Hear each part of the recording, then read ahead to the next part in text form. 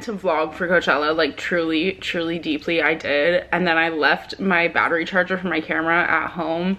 I was enjoying myself. What can I say? I was actually appreciating Coachella.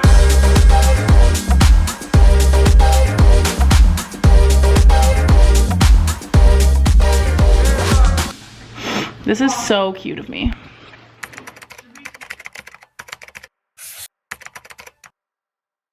I'm just gonna go ahead and do my makeup while we do a little story time of Coachella. And I do have some clips, just not the whole weekend. Okay, so starting off strong with a little bit of tea actually. I was supposed to go to Coachella weekend 2 with one brand initially, and I'm not gonna say what brand, but essentially they backed out when we wanted to revise the contract a bit, then ghosted my management. So, love that. So then I thought, oh no, now I'm not going to Coachella. And let me just backtrack for a week really quick. A week before, I met a girl at a club at a little influencer party event type thing, and we had dates planned, but essentially we had been talking pretty much non-stop. So normally leaving for Coachella, I leave Thursday. On Wednesday, my management told me that SeatGeek was willing to give me 2 VIP tickets. I would still have to get housing, transportation, all that fun jazz, but my management didn't want to see my hair or my nails or my outfits. They didn't want to see them go to waste, so they were doing everything they could to try to get me those tickets. And lo and behold, I got them. But it was literally the day before I needed to leave for Coachella, and I was like, shit, who am I gonna bring with me? Like, who can possibly come with me? Skylar and Maddie both had work on Friday, so neither of them could come. I weighed my option. I asked my friend Rachel if she would want to come, but it was her birthday on Saturday and she had friends flying in to see her. So I ended up asking the girl that I had been talking to, her name's Callie, I ended up asking her if she would potentially want to go to Coachella with me. I'm like, I know we just started talking, but you want to do a whole weekend together as our first date? Like, we literally still hadn't gone on a date at this point. It was going to be our first date. So she said yes. She was like, are you kidding me? That sounds so fun. Of course, I would love to. And she offered to drive. She was like, it's the least I can do. So yeah, the next day I packed like last minute and we drove to our Airbnb in Indio. I knew I made a good decision because literally the entire drive there, like, we were just like nonstop talking and having a great time, and we wanted to see all the same artists. That was good. Yeah, so night 1 we got there, we just sat on the floor and ate some wings, had a little vodka. Like, we didn't pack matching outfits, but then we were kind of like wanting to do little matching outfits. So we unpacked everything and coordinated like what days we were gonna wear what. I unpacked my 80 pounds of makeup, and the Airbnb that we were at was so cute. I think I was gonna do a tour and then I didn't. Oh, I should do a little house tour. But it's Coachella. Okay, so day 1 we saw Kaytranada, right? Oh, you said it right. Did we see Becky G? We might have seen Becky G. Metro Boomin. I think that might have been it for day 1. Yeah, I think we saw Kaytranada, Becky G, and Metro Boomin. Fun. Callie was really into Kaytranada. I thought I had never heard their music before, and then she played some for me and I was like, duh. The highlight for me though for Friday was 1000% Metro Boomin. There's like a little side grass area, and we got so lucky we were able to just sit there. We were still close to the stage. There was like a giant screen in front of us. I think we were by the artist pass entrance for that stage. Wow, that is maybe one of the worst eyebrows I've ever done. Holy shit, that is so bad. Oh Lord. Yeah, no, so we were actually able to like sit down and like enjoy the music. I know that like on the lineup itself it literally said Metro Boomin and Friends, but when the Weeknd came out and then Future, I'm like, Future did come out, right? Did I just imagine that? It was funny because we were just watching from the screen, so we were singing along to the music and then we would like look and be like, wait, is that? Like, is it actually? There was one point where every song he played, I swear to God, was every song that I ever loved. Like every single one, it was like back to back to back to back to back, and tearing up to Metro Boomin is so embarrassing, but I was literally tearing up. I was like, this is amazing. And then a Post Malone song came on and I literally, wait, hold on, let me reenact this for you. This was me sitting in the grass, like having just like the best time of my life, and then he starts doing Post Malone and I literally just go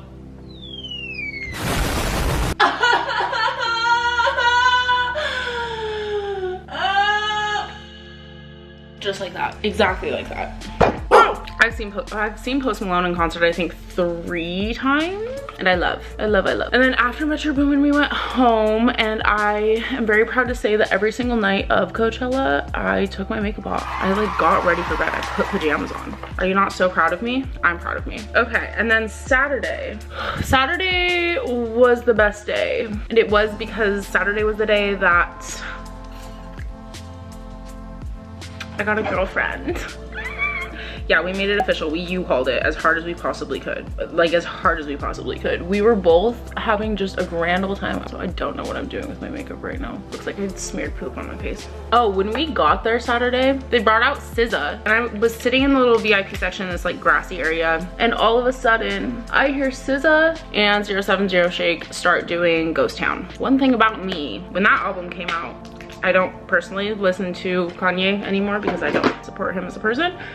But when I did still support him, when that album came out the same week that my mom's father, my grandpa, passed away. And Ghost Town in particular has always just meant a lot to me, as you can imagine. So when 070 Shake started doing Ghost Town with SZA, I started crying so much.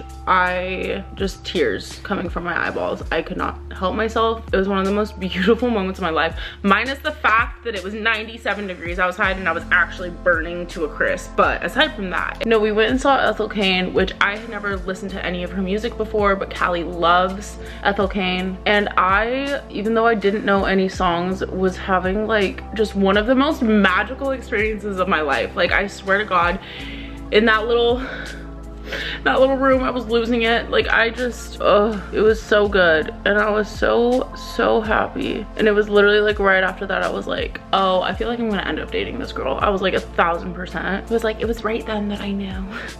No, but right after that, we went to like the VIP area just to hang out before Suicide Boys. And while we were hanging out, we asked our friend Cash if he would mind taking pictures of us. And he did. And one of the pictures we were kissing in, and I posted it on Instagram with the caption "hard launch," which, don't give me shit, okay? I fully understand why everyone and their mother would think that that means that we're dating. Like, I get it. But in my brain, when I posted it, that's not what I meant. That's not what either me or Callie meant when I said that. But right after I posted it, Skylar texted me and goes, wait, so you guys officially dating? And I was like, no, I just meant like hard launch, like this is the girl I'm talking to, like this is my hard launch of me posting her type vibes, you feel me?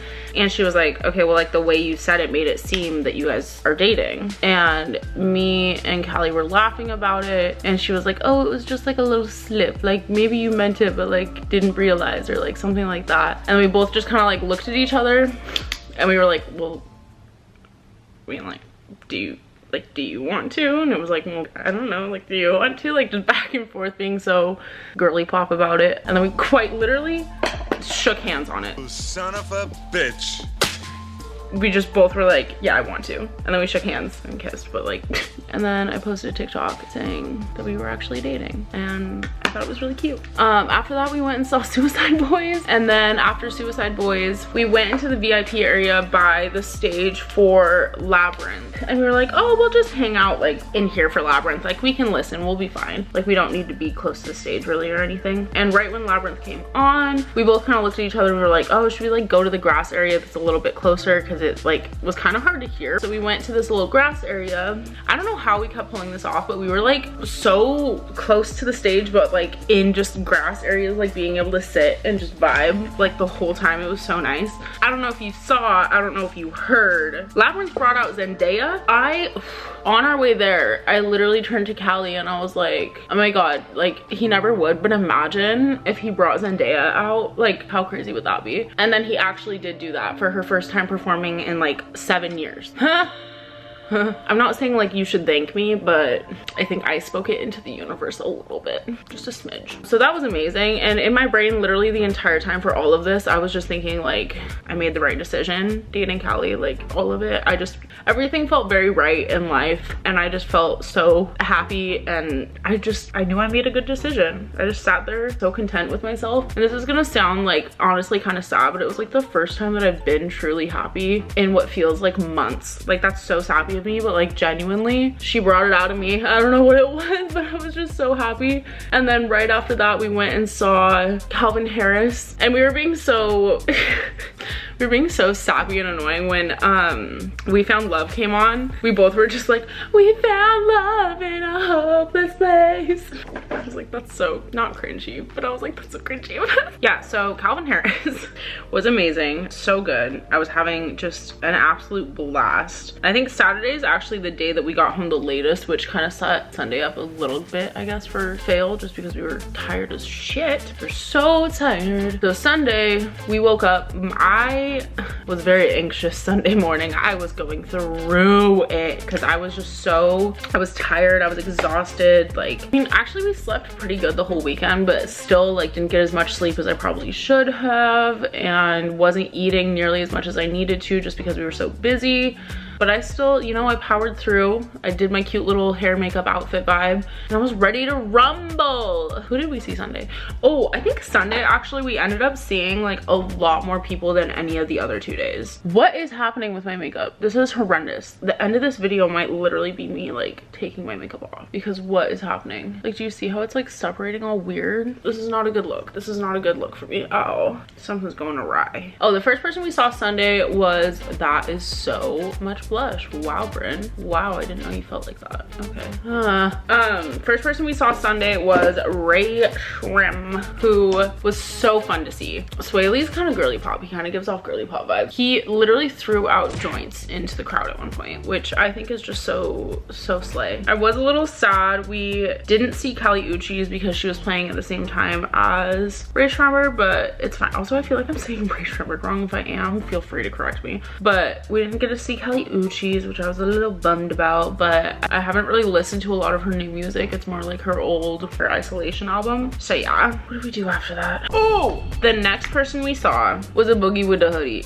Oh my god, I got roasted for saying it like that on my TikTok. Sorry. We saw a Boogie with the Hoodie. We got to sit in the same little area that we did for Metro Boomin. I was really sad though. I know it's not one of his like more popular songs, so I wasn't necessarily expecting him to play it, but I wanted him to play Say so incredibly bad. But I was popping off. I was screaming along, actually. I think I was probably annoying everyone that was around me, but like that was my Taylor Swift. But I was so happy. Oh yeah, after A Boogie, we literally ended up sprinting after A Boogie to go see Blink 182, and by the time we got there, we were both so exhausted. We probably stayed for like 1 or 2 songs and then looked at each other and we were like, do you want to go? And so we ended up getting home on Sunday back to our Airbnb at like 11, just simply so early. Like the smart girls we are, we ended up packing up everything the night before, and then when we woke up the next morning, we were just ready to go, which was like the best feeling ever. But anyway, yeah, that is how I managed to get a girlfriend. It was lovely. It was such a good weekend. I'm so happy. I'm so sorry I didn't vlog the whole thing. There was no way. There was no way that I was gonna actually be able to enjoy my time and vlog, and I'm so happy that I didn't, just because I really got to appreciate my first little weekend with my girlfriend. I think that's about it. Can't wait to go immediately take this makeup off my face.